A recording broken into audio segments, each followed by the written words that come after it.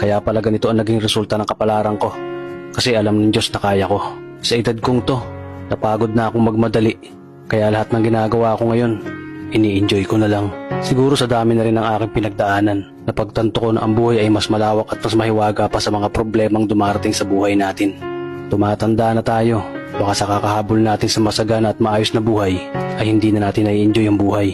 Baka nabubuhay na lang tayo dahil nape-pressure tayo sa sasabihin ng ibang tao. Marami na rin akong mga naging maling desisyon sa buhay, pero lahat yun nagsilbing aral sa akin. At natuto ako sa mga pagkakamali ko.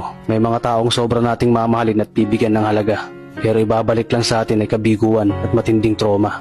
Kaya wag nating lilingunin ng mga taong tulad nila, dahil mas payapa kapag hindi ka na interesadong malaman pa kung ano pang balita sa kanila. At wag mong idepende ang sarili mo sa kahit kanino.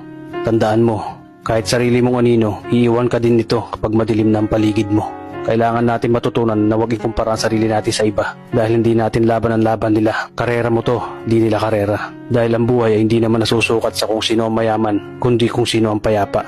Kaya galingan mo lang palagi tol, dahil napakaraming tao mapanghusga, hihilahin ka pababa. At lagi mo tong tatandaan.